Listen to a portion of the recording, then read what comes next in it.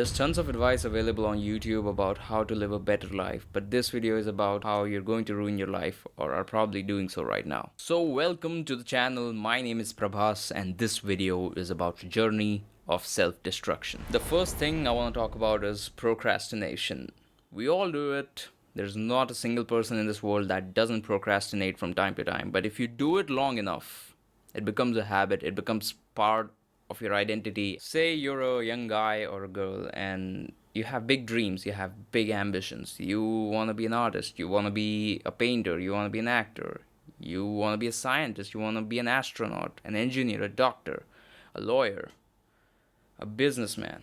But you never bother setting your goals. You never bother creating a plan for your future. You just live day to day without any purpose or direction. You delay important tasks until the very last minute, and then you get crushed by unnecessary stress and the regret of missed opportunities. You probably have big dreams for your life, but you're guilty of putting tasks off till the next day, till tomorrow. Day after day, you keep procrastinating, you keep putting off your tasks until tomorrow, but that tomorrow never comes. Eventually, you start finding comfort in this procrastination. You start embracing the laziness. Time passes by, and then ambitions slowly fade away, and then your dreams they turn into mere fantasies. The once vibrant light in your eyes start to dim down and it gets replaced by the shadows of lost opportunities.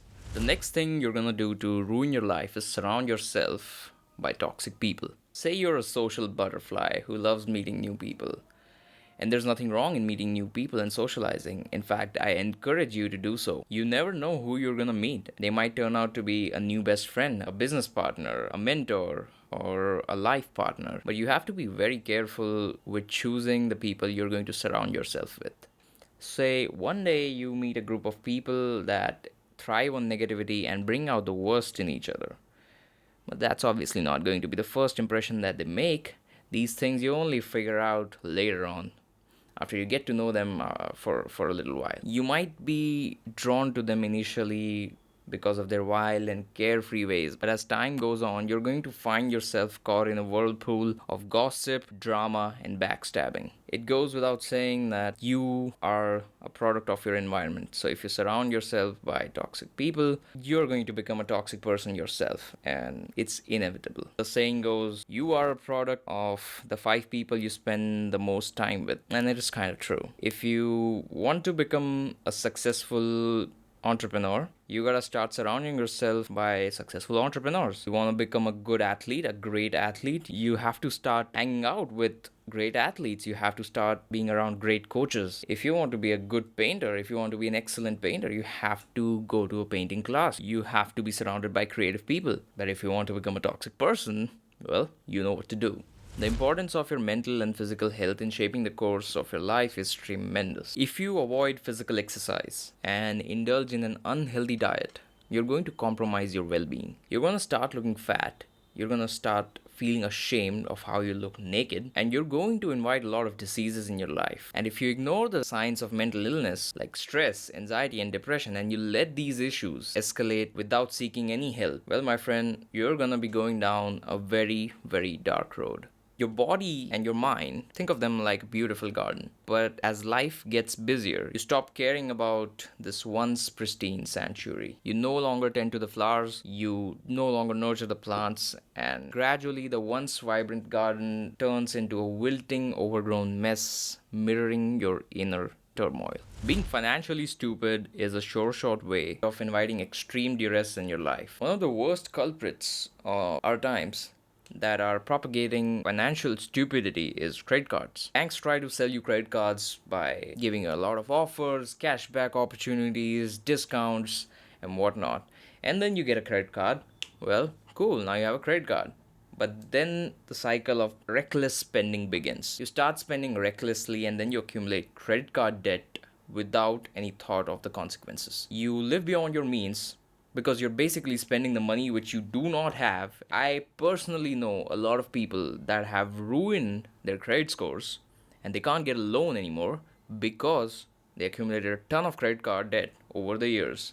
They kept on buying shit that they did not need, and because of the crazy interest rates, they're never able to pay it back. It's very easy to become financially stupid in this day and age of social media, where everyone on the internet is flexing luxury and opulence, and you might feel like you're the only one that's not spending their money or not making enough money.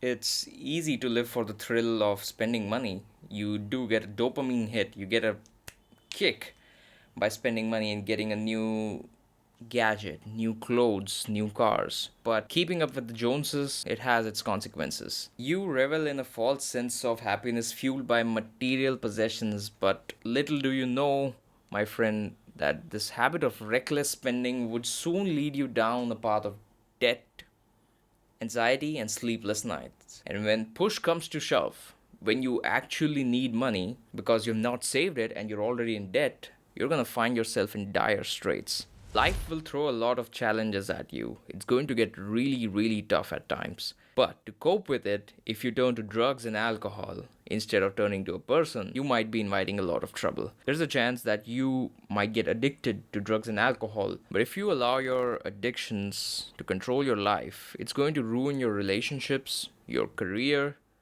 and your overall health. Every single person is going to face difficult times. Everyone has some sort of traumas in their life. But if you start finding solace in substances, that's a slippery slope. If you believe that alcohol and drugs are going to ease your pain, and they will, by the way, they will help you ease your pain in the moment. But if you do it long enough, they're going to become the shackles that imprison your soul. Addictions have a tendency of growing stronger, and then they drive away loved ones and they push you to the edge of self destruction. It's always better to turn to a person in times of crisis, to turn to your friends, your family. If you don't have anyone to talk to, or if you don't feel comfortable talking to someone you know, maybe it's time you start talking to a therapist or find an online support group. But substance abuse is not the answer. Avoiding responsibility for anything that goes wrong in your life is surely going to set you up for failure. Take no responsibility for your actions and blame others for all your failures and setbacks. Refuse to learn from your mistakes and perpetuate a victim mentality and see where that takes you. Say you're a bright and talented individual, but you're also quick to shift blame onto others. You never take any responsibility. You're always blaming people around you or the external environment, and you play the victim card whenever possible, whenever something goes wrong. This attitude is going to alienate you from your friends and family, your colleagues, and leave you in a lonely and bitter state of mind. If you really want to ruin your life, the best way to do it, the best way to go down this rabbit hole is by burning all the bridges. You ruin your personal, professional relationships by being an unreliable, dishonest, and disrespectful person. You isolate yourself from any support system and burn bridges with those who care about you. You brush off the importance of maintaining relationships. You believe that you're better off alone or you're better than these people. This reckless behavior would eventually isolate you from the support you need when life throws a big challenge at you. If you're someone that engages in a lot of self-destructive talk, you constantly criticize yourself, you belittle yourself, you reinforce negative self-perceptions, you let self-doubt and insecurity creep in and dictate all your decisions, you're going to live a life unfulfilled. If you're someone that muffles every ounce of progress that you make by a harsh voice inside your head that says that you're not good enough or you'll never be good enough, chances are you will never be good enough. Your confidence is going to turn into timidness and your potential is going to get buried under layers of self-doubt. Becoming a lone wanderer, a lone warrior, is a sure shot way of delaying success or never achieving success and never fulfilling your potential. If you're someone who believes that seeking help from people that are more experienced is a sign of weakness, you're gonna wander through life's trial and tribulations alone, refusing to accept support from friends and family and elders or professionals. This is going to slow down your progress, or you might never even progress. Your stubbornness is going to lead you to unnecessary suffering, which is totally avoidable, and it's going to rob you of the guidance and the wisdom that could change your life's trajectory for the better. I hope you find this video helpful and are able to reflect on your life after watching this. Please subscribe to the channel, and I'll see you guys in the next one.